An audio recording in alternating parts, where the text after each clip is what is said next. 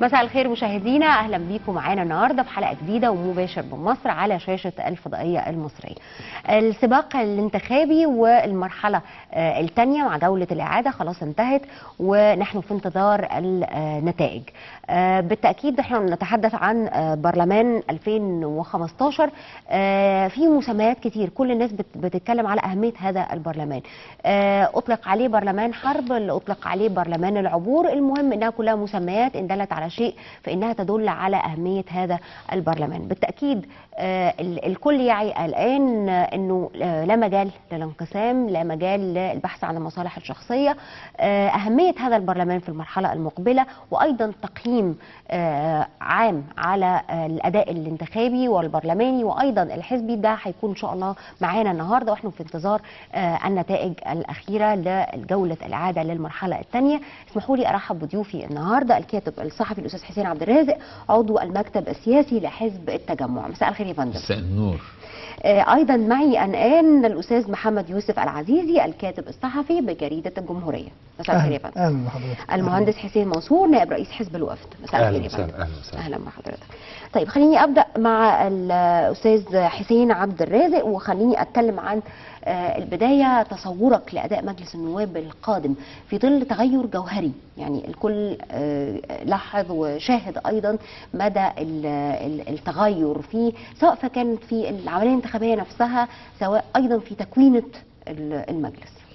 المجلس القادم يختلف عن اي مجلس سبق او يلحق. ليه؟ لانه اولا جاي بعد فتره انتقاليه طويله، وبالتالي هيكون معروض عليه قوانين او مراسيم بقوانين صدرت خلال فتره المستشار عدلي منصور والرئيس عبد الفتاح السيسي، اكثر من 300 قانون. دي اول قضيه. القضيه الثانيه ان في دستور جديد اللي هو دستور 2014. مواد وبنود هذا الدستور لا تطبق بذاتها، وإنما يتم تطبيقها من خلال تشريعات. في حدود رؤيتي وقراءتي للدستور في على الأقل 54 قانون جديد أو قانون مطلوب تعديله تنفيذا لهذا الدستور. مطلوب منه من مهام هذا البرلمان هو تحويل الدستور أو مواد الدستور إلى قوانين. على الأقل في 54 قانون، يعني تم غير القوانين اللي صدرت واللي لازم يقول رأي فيها، إما يوافق عليها أو يرفضها أو يعدلها إلى آخره. والقضية بس مش حكاية تشريع، قضية الرقابة. في حكومة قائمة حاليا هتستقيل بنص الدستور مع انعقاد المجلس. قيل او نشر ان الرئيس كلف المهندس رئيس الحكومة بانه يعد البرنامج اللي هيطرحه، بما يعني انه يعيد تشكيل الحكومة ويطرح البرنامج. هل هيحصل على الثقة أو مش هيحصل؟ طب إذا ما حصلش على الثقة هيبقى على الرئيس أن يكلف الحزب الحاصل أو الائتلاف الحاصل على الأكثرية بتشكيل الحكومة. وبالتالي هيبقى عندنا مرحلة، يعني قضية في تشكيل الحكومة، خصوصا ان حسب نتائج المرحلة الاولى واللي في الغالب المرحلة الثانية مش هتختلف كثيرا عنها، لا في حزب عنده الأغلبية ولا في ائتلاف عنده الأغلبية. الناس بتقول مثلا ان قائمة في حب مصر هيبقى ممكن تبقى عندها الغالبية، ده مش مؤكد، لان قائمة في حب مصر مش هتستمر بهذا الشكل. في حد ذاتها اخرها مثلا الوفد كان جزء من هذه القائمة. الوفد اعلن انه هيكون ليه كتلته البرلمانية وهكذا. وفي كتير من اللي دخلوا ده كان مجرد تحالف انتخابي، وبالتالي هنشهد تكتلات داخل البرلمان جديدة، فاحناش عارفين الحكومة اللي جاية هيبقى شكلها ايه الى اخره. ده جزء يعني اساسي كمان، هو ان هذا البرلمان واضح انه يهيمن عليه اصحاب رؤوس اصحاب الملايين، مش اصحاب رؤوس الاموال، اصحاب الملايين واصحاب العصبيات.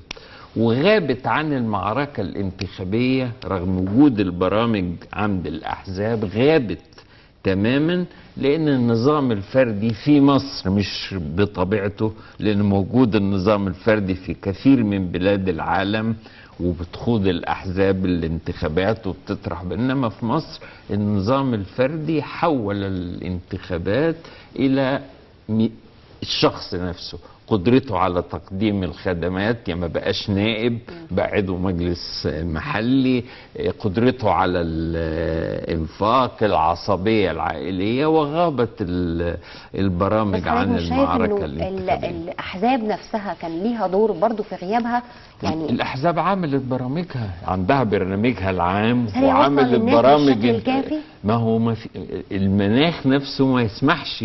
يعني مش عايز اتكلم عن مرشحي حزب معين، لكن انا نازل في انتخابات بطرح انا برنامج، الاخرين بيتكلموا في حاجات تانية خالص، والناخب قاعد مستني هيكسب ايه من هذه المعركة.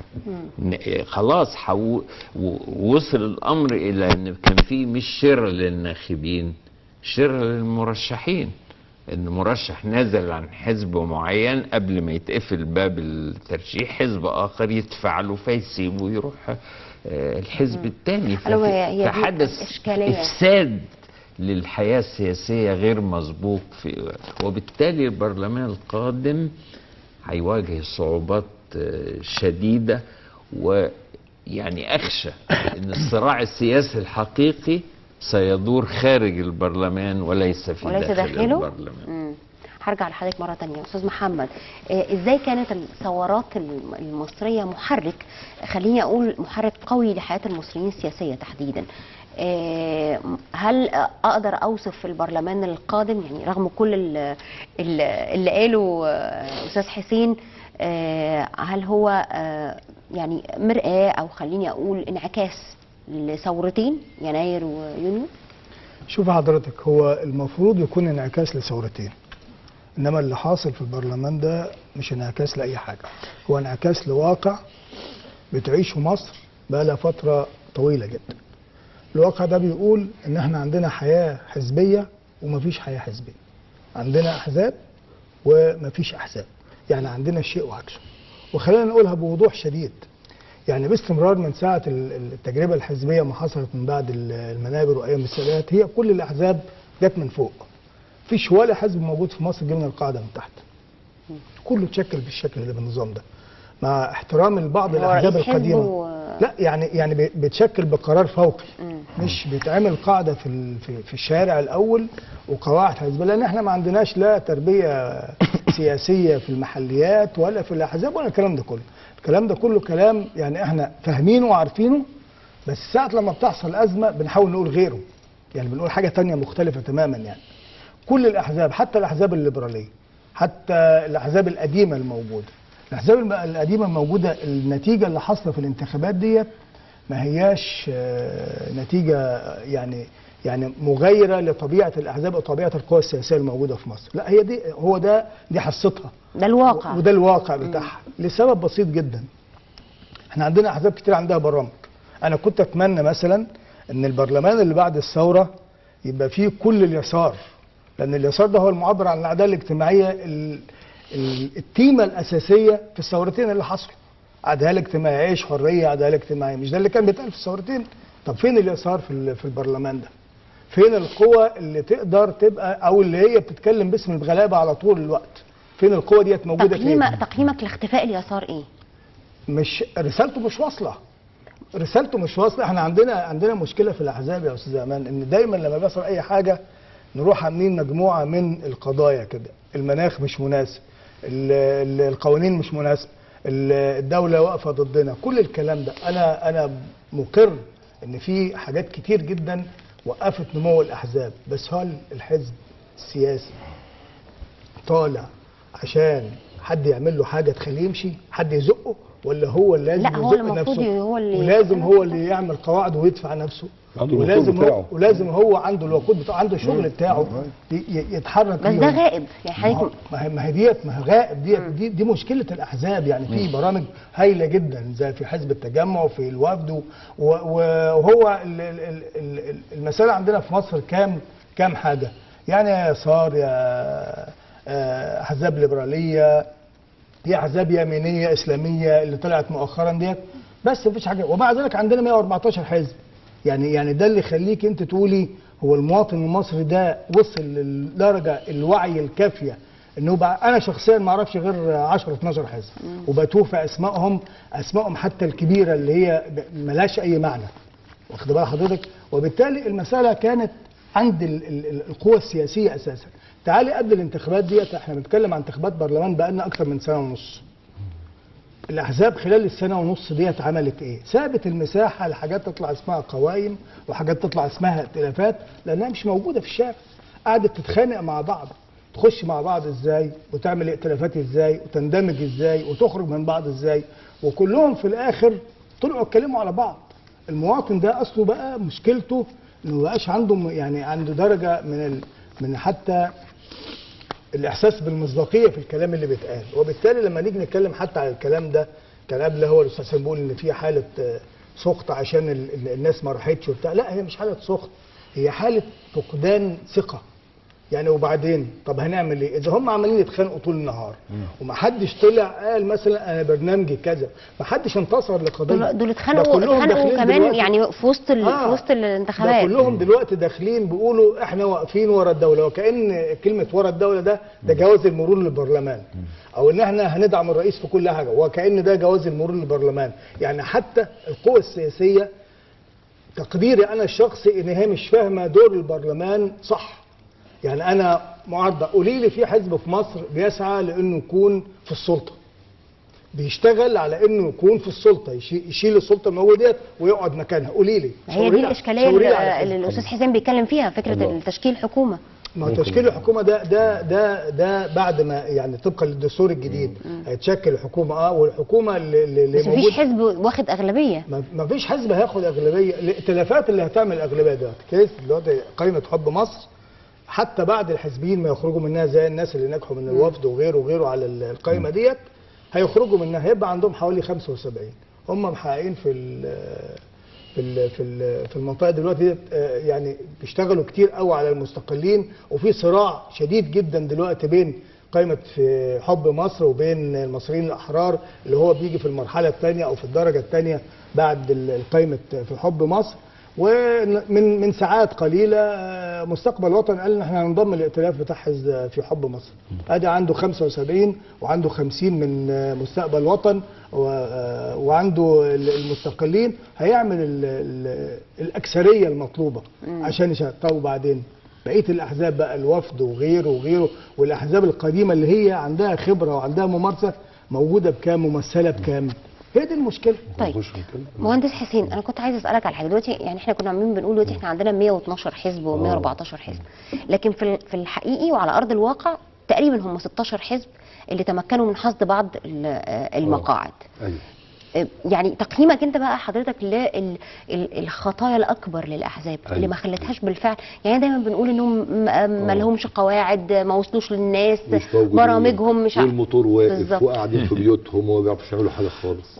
هقول لحضرتك حاجه بالظبط، الكلام اللي قيل ده هو احد اسباب عدم نزول الناس للانتخابات.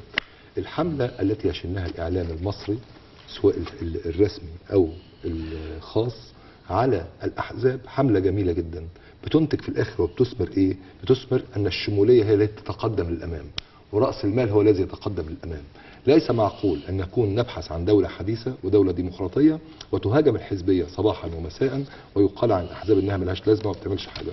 الاحزاب اللي ما بتعملش حاجه وملهاش لازمه حوصرت بنظام السادات ونظام مبارك منذ قيام الحزبيه المقيده في 76 حتى 2011 بالدولة الشمولية والدولة البوليسية، والثورة قامت أسقطت كل ده. الأحزاب دي اللي كانت محاصرة في مقراتها هي أشبه بحصان الخيل أو السبق اللي واقف في البوكس منتظر أن ينطلق. حوصر ووقف 40 سنه البوكس مش راضي يتفتح ومقفول. لما قامت الثوره وانفتح البوكس، هذا الحصان يا ترى هينطلق ولا طب هو ركبه؟ لو سمحت اكمل. ما انا بسالك انطلق ولا لا؟ ركبه عملت ايه بعد 40 سنه واقفه جوه البوكس ومحصوره ومزنوقه في البوكس دوت، ما بتتحركش، عضلاته رخرخت وركبه ثابت، فوقع بالفعل لما انفتح البوكس. احنا بنتكلم يعني ايه تجربه حزبيه. هو الوفد لما نشا تاريخيا نشا ازاي؟ نشا عبر التراكم، التجربه الوطنيه في ثوره 19 وتراكم التجربه وصدور الدستور ودخول الانتخابات. ايه بقى هي التجربه الوطنيه اللي ممكن نعمل عندها تراكم راي، واخد بالك؟ ده تراكم خبره في العمل العام والعمل المجتمعي. العمل العام المضروب في مصر منذ 60 سنه، العمل العام اللي هو على اصعده العمل النقابي، العمل الحزبي، العمل الاهلي، كل هذا الكلام مش مضروب من 60 سنه. يبقى المواطن هيشارك ليه؟ والمواطن لما كان بيحب يشارك في الاحزاب كان بيدار عبر الانتخابات المختلفه اللي في عهود مبارك من هذا الكلام. الاوائل ما كانت بتتعمل كان يتخذ الناس ويتنقل من وظائفهم او الخ من اذى مما دفع الناس على دخول الاحزاب. سيادتك الحديث ده لازم كل شويه نقول يا ترى الاحزاب ليه وحشه والاحزاب ليه حلوه؟ لا، ببساطه ما اقدرش اجيب شجره في استوديو وازرعها، شجره برتقال، ولا فين الثمر؟ فين البرتقال؟ الشجره بتتزرع في الحقل، يبقى في شمس، في هواء مفتوح عشان تنمو وتديني برتقال. مهندس حسين حضرتك بتقول ان في حمله ممنهجه. طبعا لا دي حمله ممنهجه. لا هي مش حمله ممنهجه ولا اي حاجه. لا هي هو واقع، هو كلام. انا هقول حاجه، انا لا باخد طرف ولا طرف، بس انا بنقل لحضرتك واقع. صح، حضرتك نفسك قلت الحصان كان ممسوك ووقع، يعني وقع. الحصان يقع ليه؟ عشان مقفول عليه 40 سنه، هيشتغل ازاي؟ انا بقول تشبيه للحاله لو سمحت. الامر ببساطه عشان نبني دوله حديثه لازم فيها تداول راي وحزبيه قائمه. القانون الذي وضعه اللواء رفعت القمصان والوزير ابراهيم الهنيدي باذن الله سوف نحاكمهم ونطاردهم على هذا القانون الذي اصدروه باذن الله. ليه؟ لان هذا القانون الذي فتح الباب لراس المال ان يحتل، في حاجه اسمها دايره في العالم كله ب4 افراد من نواب، ودايره ب3 نواب، ودايره بنائبين، في دايره تمتد من شارع الازهر لحد الطريق الدائري عند المقطم في كارفور، في دايره تمتد من الازبكيه من المستشفى القبطي لغايه معهد السكر ومعهد الاورام في فم الخليج، دايره ايه دي؟ بالاضافه الى جزيره الزمالك. مين بيقول الكلام ده؟ التقسيم الفردي في العالم كله، الدائره الفرديه دائره بنائب واحد. هذا المسخ من القوانين مقصود ومستهدف ان نصل الى هذه الحاله، ان الدوائر تبقى غريبه جدا، وافتح الباب لاصحاب المال السياسي ان هم يقدروا يتحركوا عبر الدوائر الكبيره دي، يبقى البرنامج السياسي هيختفي. لما اجيب هذا القانون واقول الانتخابات الناس ما دخلتش فيها ليه؟ لان الناس فوجئت ان كل الوجوه القديمه البائسه من الحزب المنحل نزلت الانتخابات، وكل قوى المال السياسي المشبوه نزلت الانتخابات. الجمهور العادي صاحي من النوم لقى اللافتات بتاعتهم غطت الشوارع والحوائط والسماوات والارض، واخد بال سيادتك؟ فاصيب بايه؟ بحزن واكتئاب بالغ انه هيرجع تاني لنفس الممارسه. ببساطه امتنع عن النزول. اللي نزل ذهب السماسره والنخاسين بتوع الانتخابات اللي ماسكين شياخات الحزب الوطني زمان، هم نفس النخاسين ونفس السماسره، راحوا وجابوا المنكسرين والمنهزمين في كل العشش والاشياء البسيطه واشتروا الهزيمه وبعتوهم يدلوا باصواتهم عشان نعمل اصوات بهذه الطريقه. عشان كده البرلمان الناس ما هياش شايفه، الناس كلها شايفه في الشارع. حضرتك بتتكلم دلوقتي ان كمان في رشاوى يعني رشاوى انتخابيه، شراء للاصوات، شراء الاصوات. هذا الكلام بس مش في كل الدوائر. لا صحيح، في دوائر المدن ده من المؤكد، دوائر المدن كلها حدث فيها هذا الكلام. دوائر الريف في عصبيات ريفيه، في عائلات، في الخ لها اثر، لكن دوائر المدن حصل فيها هذا الكلام. هذا الكلام كان يجب ان يتطلب ان الدوله ان يكون هناك الداخليه والمباحث يبقى في ضبط لكبار البلطجيه، واخد بال سيادتك، قبل يومين الانتخاب عشان امنع اقطع الصله بين اصحاب المال السياسي ومستخدموهم من كبار البلطجيه. البلطجيه احتلوا شوارع القاهره وشوارع الاسكندريه وشوارع كل مدينه في مصر، احتلوها بالكامل وقت يوم الانتخاب حول المقر الانتخابيه، مما اثار ذعرا عند الناس وجعل الناس ما تروحش الانتخاب ببساطه. ليس معقول ان تدار الانتخابات بهذه الطريقه. احنا نزلنا كلنا انتخابات ما شفناش البلطجيه وما شفناش كل ده. انا بحكي حكايات مع نفسي، واخد بال سيادتك؟ هذا الامر غير مقبول وغير معقول، عشان كده الحضور كان ضعيف جدا ببساطه يعني، والناس ناقمه. هذا الكلام جاء متواكبا مع عده اشياء. الاخوان بقى لهم سنه بيقولوا حمله ان النتائج موجوده في الكنترول، بيقولوا الكلام ده وبيثيروا سموم حول الانتخابات. جاء هذا متوافقا مع اداء اقتصادي متراجع وعدم وجود فرص او ملامح امل ان هناك تحسن، او ان هناك بالفعل هناك مواجهه مع الفساد، ان هناك كذا.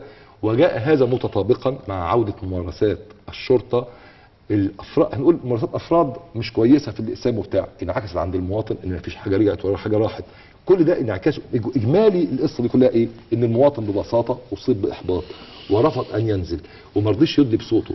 عشان اواجه المال السياسي اللي بيشتري اصوات لازم الناس العاديه تنزل. يعني حضرتك كده اثرت يعني 5 6 نقاط. لا انا بحكي لك القصه ده اللي حصل اليومين دول. انا بحكي لك اللي حصل اليومين دول، انا بحكي لك حاجه ثانيه، بحكي لك اللي حصل اليومين دول. انا فاهمه، بس هو الوضع دلوقتي اصبح. اقول لحضرتك يعني اللي اقدر اقوله لك، اقول لك صوره اخرى للي حصل. لا انا مش قصدي، ما قلتش صوره اخرى. انا حضرتك بتقول وجهه نظرك، انا ما قلتش حاجه. أيوه. بس هي الفكره كلها يعني اللي احنا اكدنا عليها وحضرتك اكدت عليها بنفسك.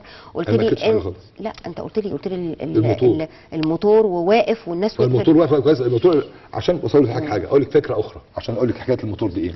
لما انا احب اشغل الجمهور، اخلي الجمهور يبقى عنده ممارسه انتخابيه صحيحه، لازم اثبت النظام الانتخابي.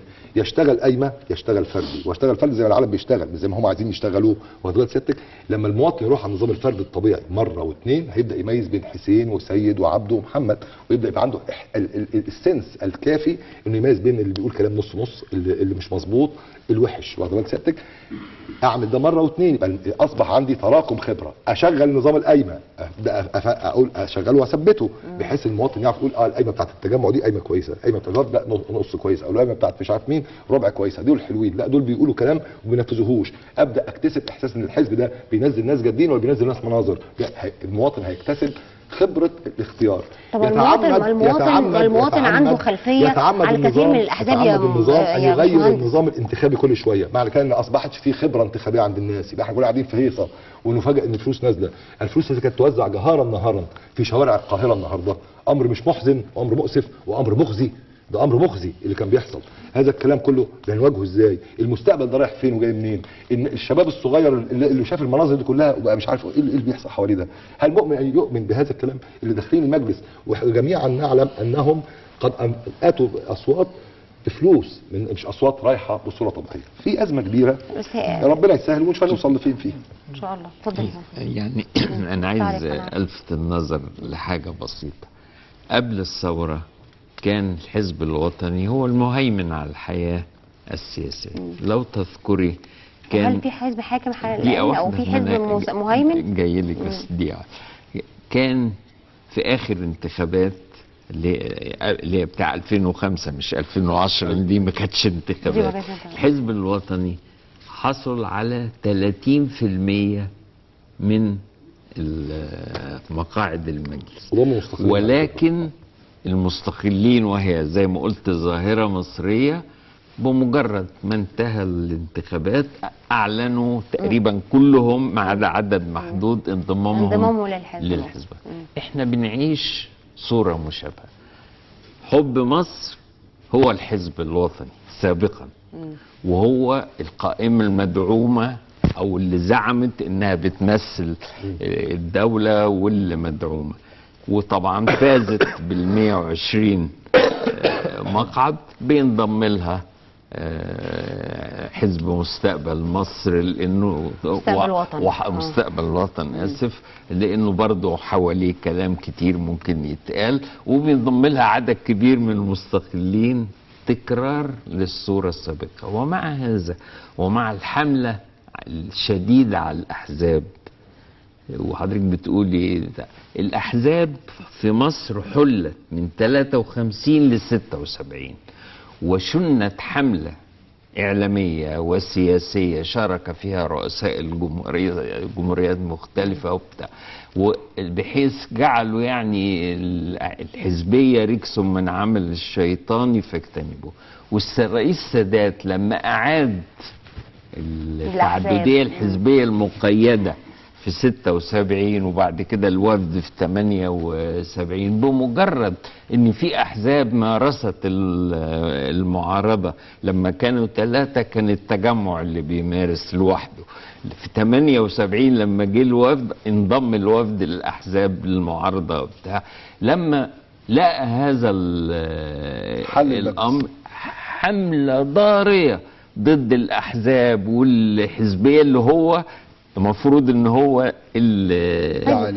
ومع هذا دقيقة واحدة بس، التاريخ لا مش بيؤكد على التاريخ، انه انا بوصل لك اهو. ومع هذا الناس ما خدتش بالها ان في الجولة الاولى، انا ما اعرفش لسه الجولة الثانية كانت ايه نتيجة الانتخابات. فاز 108 مرشح من الاحزاب و105 مستقلين. اللي غير التوازن القايمة، لان القايمة معمولة مثلا 60 منهم تلاقي 24 حزبيين والباقي مستقلين.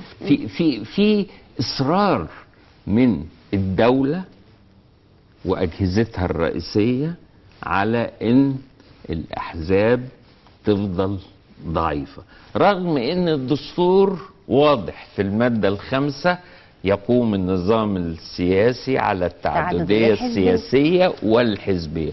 ولو تراجعي بقى بقية مواد الدستور، وانا حافظها لان كنت عضو في لجنة ال50، مبني اساسا على التعددية. طب انا عايز اسال حضرتك سؤال، يعني كل ما سبق كان بيقيد الاحزاب من ثورة يناير، اعتقد ان كانت الامور اصبحت مفتوحة ومفروض ان الامور اختلفت كثيرا. اكيد. هل حضرتك شايف ان اداء الحزبي بعد برضه مرور هذه السنوات في قضية عامة قدروا انهم يعملوا قواعد على الارض، يعملوا يعني يقوا زي ما بنتكلم؟ لا، وفي سببين، سبب تتحمله الاحزاب وسبب يتحمله النظام الانتخابي في مصر. ايه السبب اللي يتحمله النظام الانتخابي في مصر واللي البعض بيتجاهله؟ هو ان الاحزاب ممنوعة من التواجد حيث توجد الجماهير المنظمة. بمعنى ايه؟ انا اقدر اعمل وحدة في الشارع في اي حي، مظبوط؟ سكان الاحياء دول افراد مش متنظمين، لكن ما اقدرش اعمل وحدة في مصنع، ما اقدرش اعمل وحدة في شركة، ما اقدرش اعمل وحدة في جامعة. ممنوع تواجد نشاط حزبي حيث توجد الجماهير المنظمة. في العالم كله تروح الجامعة في فرنسا تلاقي فيه اتحاد الطلبة بتاع الحزب الاشتراكي والطلبة بتوع الحزب الشيوعي. تروحي مصنع بتاع السيارات المشهور ده رينو، تلاقي مهيمن على اللجنة النقابية فيه الحزب الاشتراكي مثلا، وفي نقابة أضعف مهيمن عليها الحزب الشيوعي والعكس وهكذا. احنا مطلوب من الأحزاب إنها تتحرك حيث يوجد الجماهير أفراد. في الحي هعمل لجنة للحزب، مظبوط ومسموح لي، المفروض بقى الناس تجيلي، لأن أنا هروح لها فين؟ هروح لواحد في كل واحد في بيته؟ مش هينفع.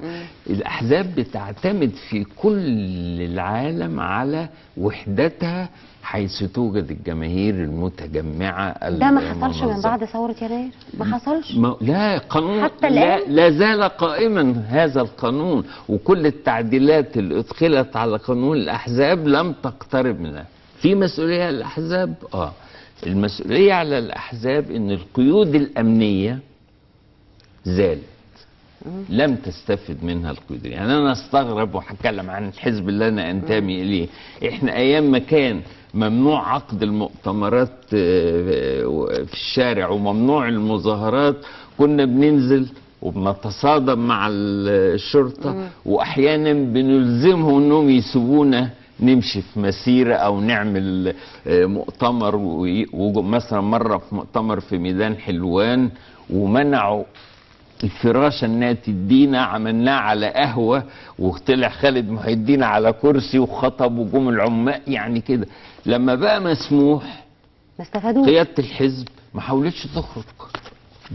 دي مسؤولية، وهتجدي مثل هذا. ففي خطأ رئيسي على النظام القانوني القائم، وأضاف إليها أن أيضا القيادات الحزبية لا زالت تعيش ما قبل الثورة في بعض الجوانب، بالإضافة إنها عانت من بعض الانشقاقات لم تكن موجودة من قبل. طيب النقطة الأخرى يمكن اللي برضه عايزة أتكلم عليها، عشان المهندس حسين كان بيقول لي برضه لو احنا بنتكلم على المقارنات، بالتأكيد احنا شايفين إنه ما فيش تدخل للدولة زي السابق، يعني ما فيش تزوير، ما فيش إلا يمكن أكتر حاجة استفدنا منها من بعد ثورة يناير هي فكرة الفرز اللي في المقر أو المراكز الفرعية وإعلان النتيجة في ساعتها. يعني ده برضو تدخل الدولة ما بقاش بالصورة الفجة اللي كانت بنشاهدها في السابق. أعتقد برضو البلطجة السياسية أو البلطجة يعني اللي هي المفروض إنها يعني كانت برضو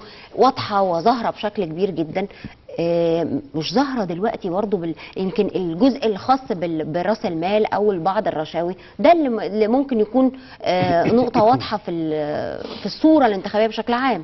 شوف يعني قصدي في ما هو ايجابي في ما هو سلبي. مال سياسي موجود عمله رجال اعمال وعملته الاحزاب، عشان بس الاحزاب ما تطلعش الاحزاب الغنيه. معلش انا ماليش علاقه بقى بغنيه ولا فقيره، انا حزب، بعض الاحزاب، انا حزب وبس بعض الاحزاب بس عملته الاحزاب. اللي عمل حاجه عارف هو عمل ايه. هو ده المود اللي في كل مصر غير الحزبيين. لا لا لا لا لا لا يا استاذ حسين مش كده، لا لا لا مش ده مش مود، لا مش مود. انا بقول لك، انا اول ما اتكلمت قلت لك كنت اتمنى ان اليسار يبقى موجود في هذا البرلمان بشكل مكثف، لان اليسار ده بتاع الغلابه والشعب المصري. الدوله بتتمنى ان الاحزاب تبقى موجوده في كل حته.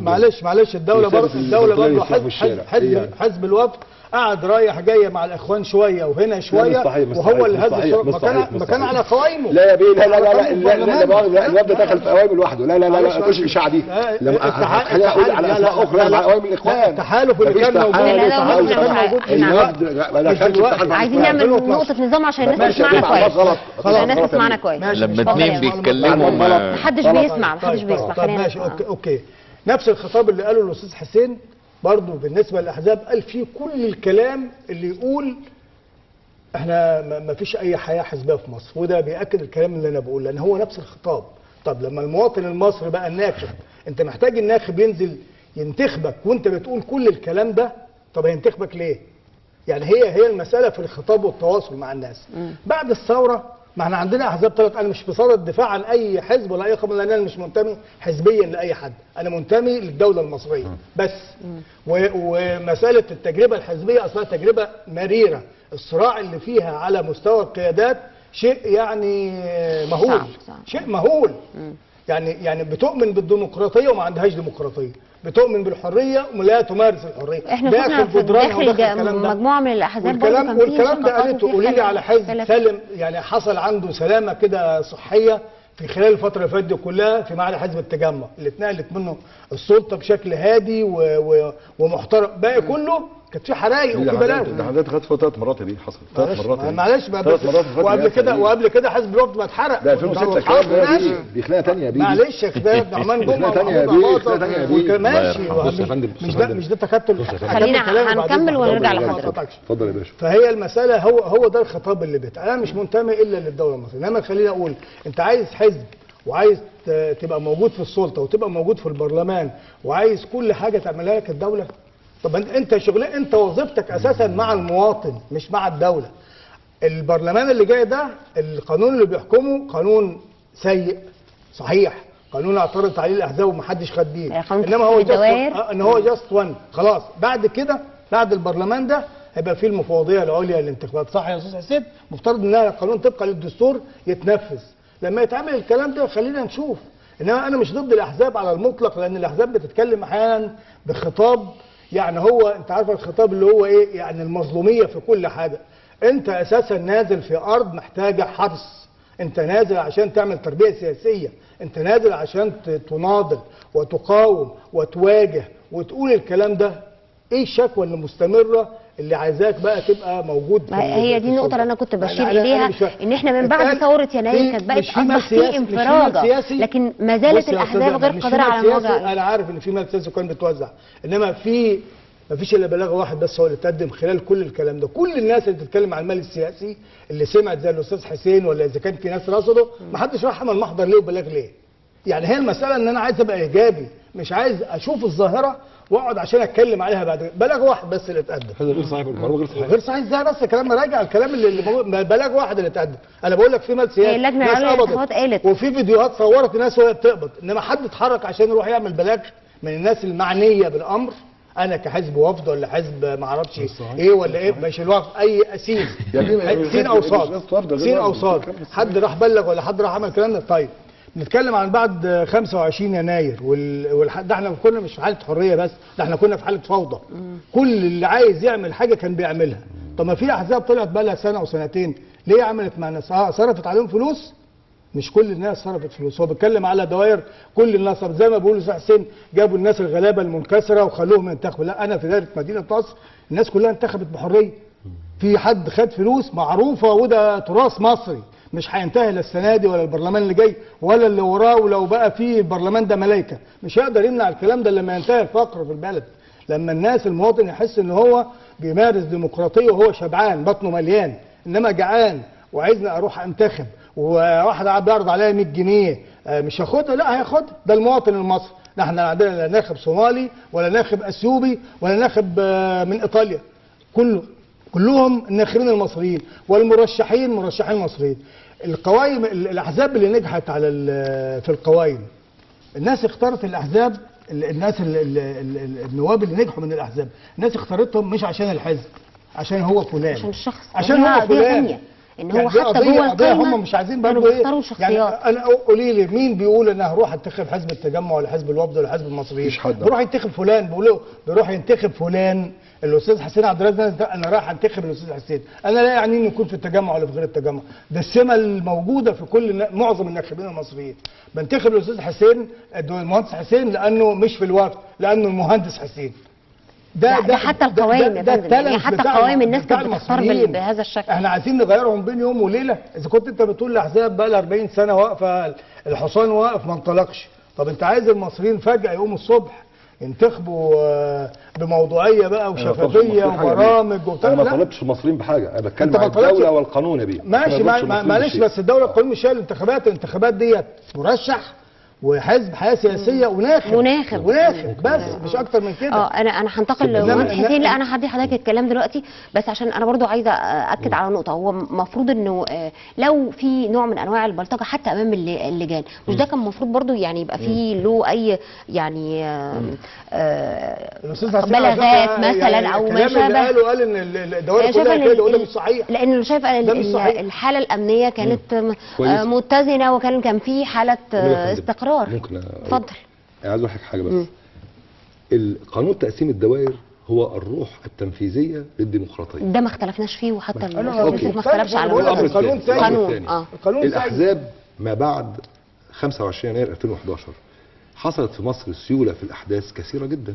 مش الاحزاب دي هي اللي عملت جبهه الانقاذ وخدت معركه وما خدتش معركه، وكان في معركه اصلا ضد يوم 19 مارس الانتخابات اولا ولا الدستور اولا. ومين اللي عمل الكلام ده؟ الجماهير الشعبيه والاحزاب في قلب هذا الكلام. الاحزاب في قلب هذا الكلام وفي قلب هذا الاتون. الاحزاب اللي قعدت منشغله، اللي هي القوى السياسيه او القوى الموجوده بشكل منظم بشكل او باخر، عجبنا او مش عجبنا، هي اللي قدرت تخش في سيول الاحداث المتتابعه المتسارعه جدا عبر الثلاث سنين، ثم الوصول الى الدستور الجديد، انتخاب الرئيس عبد الفتاح السيسي، البحث عن قانون لتقسيم الدوائر، وصلنا للحاله دي.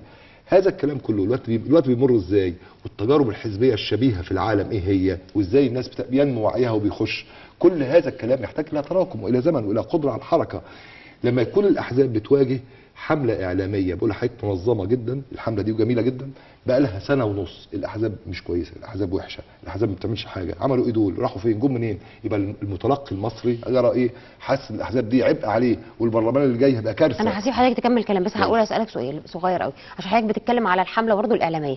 انا حضرتك مش يعني بتراهن على وعي الشعب المصري اللي من اول 25 يناير وحتى الان اختلف تفكيره في كل شيء. هل انا لو انا هطلع على التلفزيون اقول ده الاحزاب مثلا فاشله او كده او غير قادره على المواجهه، وهو شايف الحزب في الشارع؟ يا استاذه الاعلام هيصدقني انا ومش هيصدق الناس اللي في الشارع؟ لو سمحت، الاعلام قاعد ينقل على مدى 8 اشهر 9 اشهر الخناقه الغريبه جدا اللي على القايمه، وهندخل مين ونحط مين ونطلع مين، مع ان القايمه دي في الاخر شركاء فيها. لا الاحزاب مش احزاب ولا شركاء ولا حاجه. الاحزاب كانوا شركاء فيها. دي خناقه لها علاقه بالعاب فوقيه ورغبات شموليه في تشكيل اشياء معينه، والايحاء انها تابعه للدوله مش تابعه للدوله، نخش نخرج، يا ترى مين هيخش؟ القوايم دي مش بتمثل الفئات معينه، السيدات او النساء والشباب والمهمشين والاقباط وجزء العمال والفلاحين والمصريين في الخارج. لما يتحايلوا في القوايم ويحطوا اسماء ليست ممثله لهذه الفئات، ايه راي الاعلام في الحكايه دي؟ والشعب المصري كله ما هوش عارف ايه اللي حصل في القوايم، ودخل اسماء ليس لا هم معوقين ولا هم ذوي احتياجات خاصه ولا هم ستات ولا هم مسيحيين، ودخلوا القوايم قال لك عشان يصرفوا على القوايم فندخلهم ونحطهم ونجيب الشباب كلهم ستات ونجيب المسيحيين كلهم ستات او نجيبهم مش عارف كلهم رجال. كلام مش منضبط. هذا الكلام الذي حدث في القوايم وانشغل به الاعلام عن فقره تساوي 120 كرسي داخل البرلمان فيه 600 كرسي، عشان اوريك حجم العبث وتوجيه الاعلامي الموضوع بعينه. الاحزاب دخلت القوائم دي ليه يا استاذ؟ لان حدث ضغط واسع جدا، التفتت الوطني والوحده الوطنيه، وان احنا نفتت ولا ما نفتتش ونجمع ولا ما نجمعش. عدد كبير من الاحزاب كل هذه قضايا ضمن هذه القوائم. كل دي قضايا تم بثها على مدى طويل بحيث اشغل المواطن عن القضايا الحقيقيه، ان انا عايز اعمل انتخابات بجد، اخوض معارك الانتخابات التي جرت بجد. طرحت برامج او ما طرحتش برامج، قوبل هذا ايضا بان الناس بعد ما هتبدا تبص في انتخابات تفاجئ ان كل الناس القديمه نفس الكلام هقوله لك، الوجوه القديمه نازله، كل ده نازل، امر اثار احباط الناس. ده حاجه ليه مش عايزين الناس مش عايزه تؤمن وترى ان الجماهير احبطت ومحبطه من جراء سياسات غير متفق عليها، سياسات متردده. هم شافوا الخلافات بنفسهم يا فندم، يا باشمهندس. الخلافات اللي هي على القوائم والاحزاب، ما دي كانت واضحه وكل الناس كانت شايفاها. هي الناس اللي شافت الوجوه القديمه ولا اللي شافت الخلافات؟ والله مش شافوا الشاب اللي ما لقاش شغل ولا الشاب اللي شاف الخلافات؟ الشاب المحبط واللي مش لاقي كذا ولا اللي ما لقاش الخلافات؟ الشاب اللي لقى الناس اللي بتتضرب في الحجز في الاسم ولا الشاب اللي قاعد يتفرج على الخلافات؟ يا باشمهندس انت بتتكلم عن سويسرا احنا في مصر، كل ده احنا ايه دخل ده بجد؟ لا الاحزاب بقول لك احباط الناس وامتناعهم وامتناعهم عن التصويت. نزول الناس في الانتخابات هو الذي يمنع. بس المرحله الثانيه نسبه التصويت اختلفت. جميله. ليه بقى اللي اختلفت؟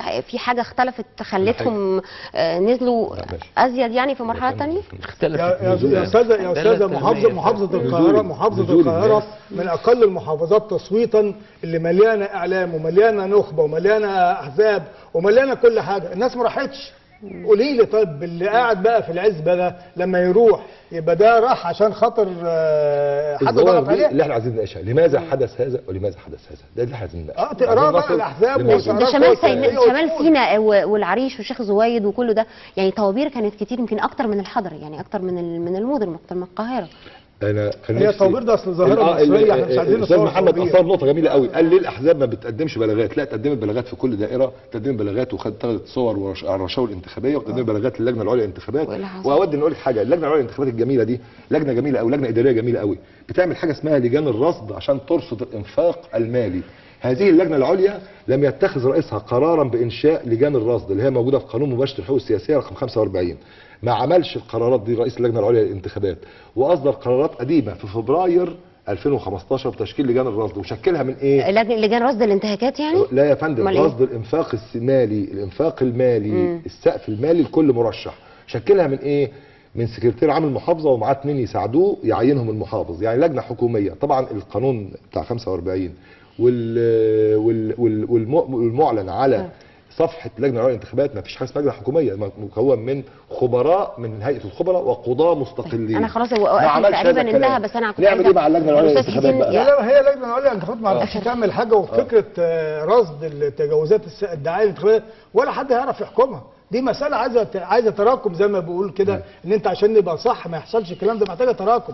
ترصدي اذا كان بيقول لك ده فلان بيساعدني، ده فلان عمل لي. في واحد بس اللي متحول للنيابه، يعني مش عارف اسمه ايه بالظبط، لسه قاري الخبر قبل ما ادخل، من عشان تجاوز سقف الدعايه الانتخابيه بتاعته، وما اعرفش ده من الحساب البنكي بتاعه. واحد بس اللي اتحول. هنشوف ايه اللي هيحصل فيه، انما اللجنه العليا للانتخابات ما عملتش حاجه، لان هي اخر مره خلاص، ما فيش لجنه عليا تاني ولا في الكلام، ما فيش الكلام. تبقى المفوضيه. اخيرا بس الاستاذ حسين علشان انا خلاص كده هنقل. شوف انا يعني اتمنى ان يصدر قانون الهيئة الوطنية للانتخابات اللي نص عليها الدستور، وأن يتم تعديل قانون الأحزاب اللي مانع تواجد الأحزاب حيث توجد الجماهير المنظمة. وأعتقد أن لو صدر هذا التعديل وهذا القانون مع طبعا أشياء أخرى ممكن مصر تشهد انتخابات حرة ونزيهة، لأن الانتخابات الحالية لا أحد يطعن فيها بالتزوير، ولكنها ليست حرة ولا نزيهة نتيجة لدور المال السياسي والعصبيات وقانون الانتخابات نفسه 1 2 3 4 قوائم غير مفهومة، خصوصا ان الانتخابات الجاية لن يكون فيها تمييز ايجابي الا للمرأة.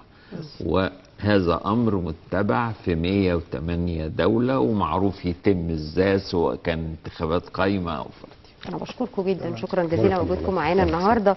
الكاتب الصحفي الأستاذ حسين عبد الرازق عضو المكتب السياسي لحزب التجمع، شكرا يا فندم. شكرا. أيضا الأستاذ محمد يوسف العزيزي الكاتب الصحفي بجريدة الجمهورية، شكرا يا فندم. المهندس حسين منصور نائب رئيس حزب الوفد، شكرا. أهلا وسهلا. بشكركم مشاهدينا، وإن شاء الله على موعد ولقاء يوم السبت القادم أسرة جديدة ومباشر من مصر. يلا.